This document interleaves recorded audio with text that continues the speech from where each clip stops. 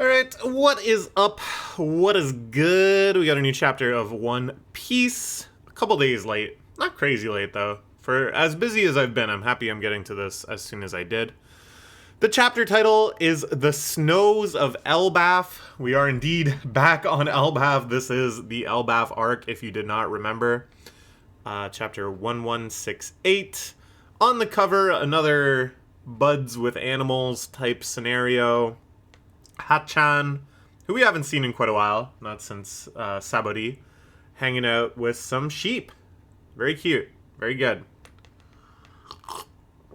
Alright, so what's going to happen in this chapter? I think a plot line is starting to crystallize before me again.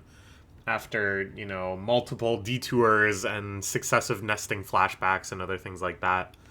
Basically, we now are seeing why Loki has the reputation that he has. Why people said he was running around destroying villages and waging war on Elbaf. Essentially, why he was so mad at Harold. Because, Ida died while Harold was off running errands for the world government. And I think we're getting pretty close to why Harold was attacked by all of his countrymen upon his return. Maybe because he gets demonified by Inu. That's just my guess right now. We will see.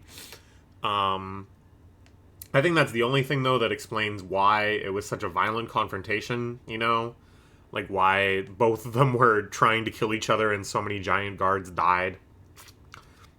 So it feels like almost all the ingredients are here. But I do think we are going to spend quite a bit of time dwelling on Loki's suffering, dwelling on the injustice of Loki, how he was so, in the right to be attacking those people that poisoned Ida. Because I still am a believer that this arc is going to end with a new ship that's gigantic and Loki joins the crew. I'm still convinced. The other thing we need to get into is, what is this devil fruit that Loki tried to get? That much of this conflict was around Loki trying to secure this devil fruit, which he did secure, and then the ultimate conflict with Shanks and stuff. We will see. Maybe in this very chapter. I don't know.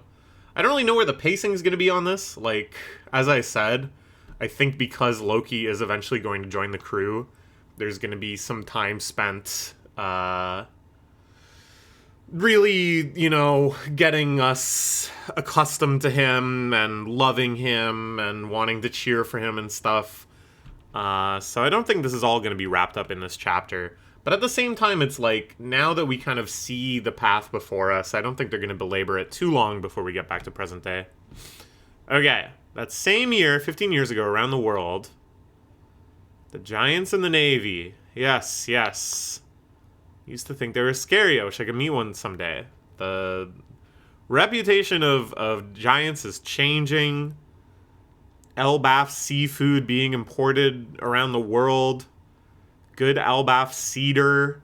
This is probably when remnants of the Jewel Tree Atom. No, actually, I think that got traded even before, because I'm pretty sure the Atom that Frankie had stolen away is from even further back than this, like when it was actually harvested and produced and stuff. Once our dream of being part of the world government comes true, I think we should build a cruise ship so that we can travel freely to our fellow nations. To the rest of the world, we are just a very curious minority. There are so many different people in so many different countries. They each have cultures worthy of respect. And as we come into contact with them, Elbaf will gain more friends and more wisdom. Guess the warrior business is dead. Huh. See, this is like... He's not wrong, obviously, from our own moral perspective. And not even in the story is he being depicted as wrong. That's the great tragedy of it, right? It'd be one thing if Harold was a scumbag and he was out doing despicable things or short-sighted, naive things or whatever, while all of this was unfolding on Elbaf. But he's out with such noble intentions that are being abused by the world government. And so I feel like we're not going to end up with a message of like, no, Elbaf should have remained warmongering and fearsome. But that there's like some sort of transcendent way of like, this was the correct intent for them, and it's just the evil of the world government stop this from having the utopian outcome that they had wanted.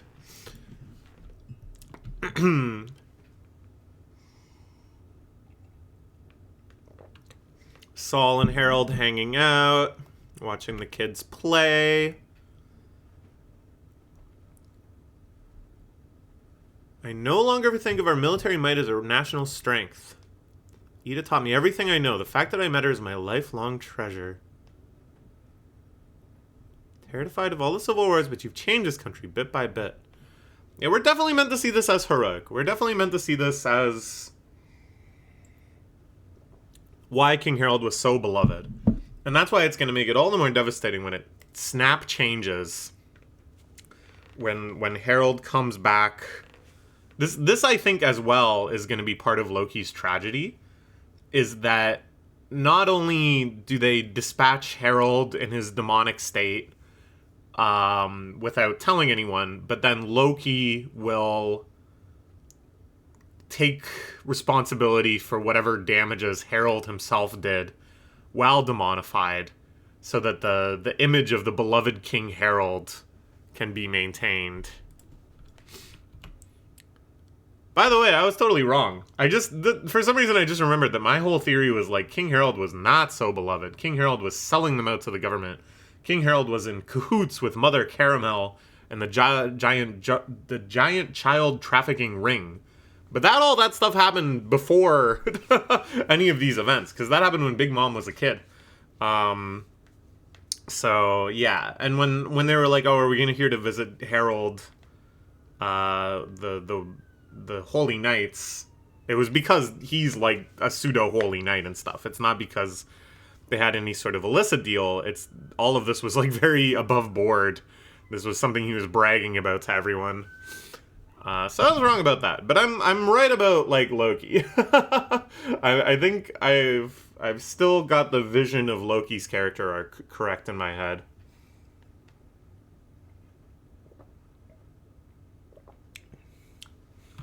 Okay. I like this. There's some kind of nuance here, you know? That Ida's saying, no, you shouldn't just like throw out everything willy-nilly. There's some shitty aspects, you know, the fact that we couldn't marry. But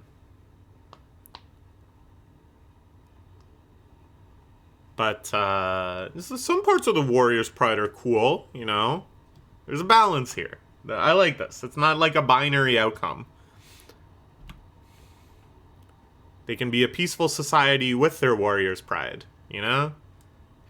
Maybe. I don't know. It's interesting. There's like real life analogies here that get really messy. Everyone's King Harold, not just mine. Connected to the rest of the world, and our world will grow to be millions of times larger than before. And we'll do what we used to do and go traveling all over. Sounds fantastic. I can't wait. So he was there when Ida died.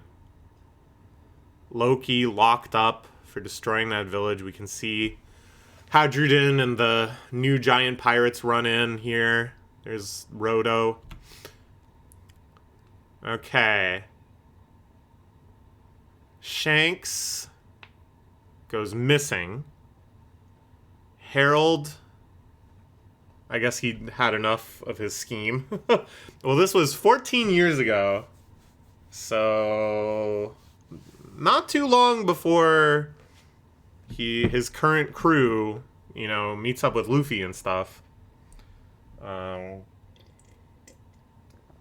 I think this is when he heads out on his pirate adventure. His scheme at the world government complete. He extracted whatever it was he needed to extract. I don't know. There's a lot of mysteries here. I want to join the Knights of God. That means that Elbaf will be able to join the government. king who changed Elbaf history forever. The day that Elbaf has entered into the world government, I plan to abdicate the throne. Someone younger and purer deserves to be our new king. Whoa! Oh, shit. This is when he meets Mu. Emu. That is for Mu to decide.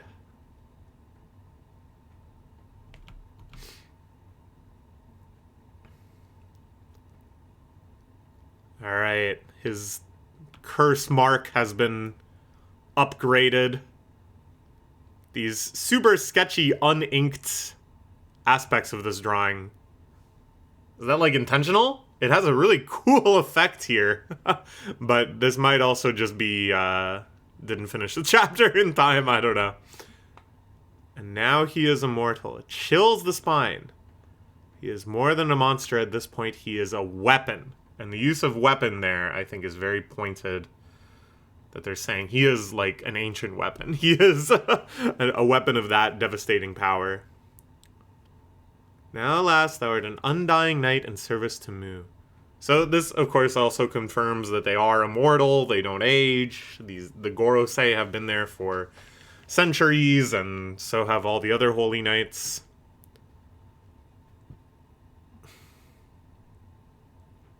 Thou will create an abyss on Elbaf. That will be thy bond to us. Once thou hast completed thy final duty after that, thy wish will be granted. Elbaf will be welcomed among the world government's member nations. Oh boy, okay. So he heads home. Very cool shot here of the Royal Elbaf ship.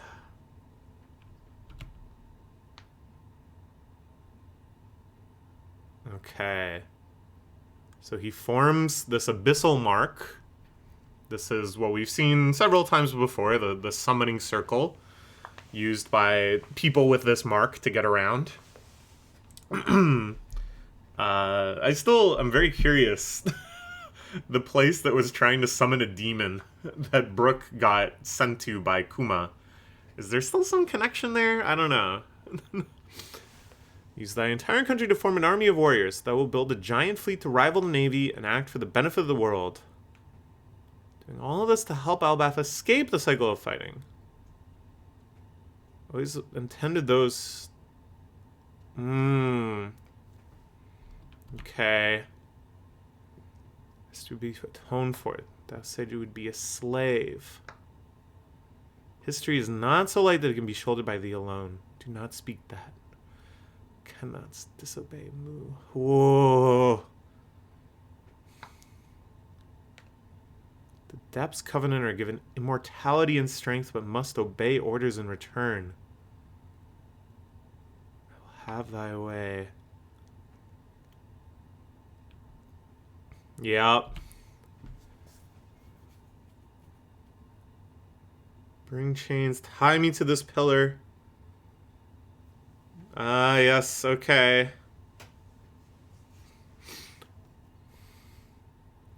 Prince Loki is still in his cell for that thing he did. So this is the moment right before the flashback starts. Where, Jarl and Loki are summoned up to the throne room.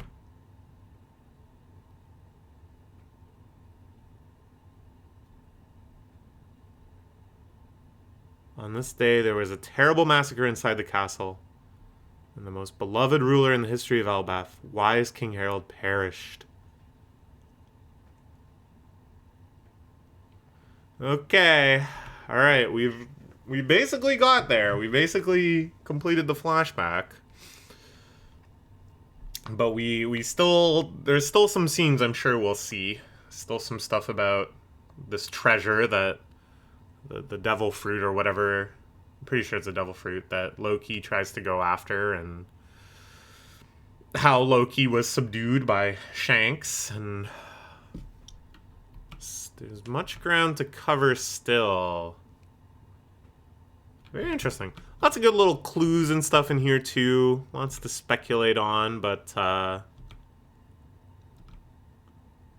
the same time, things kind of progressed mostly the way I expected. Alright, see you next week. I'm excited. See ya.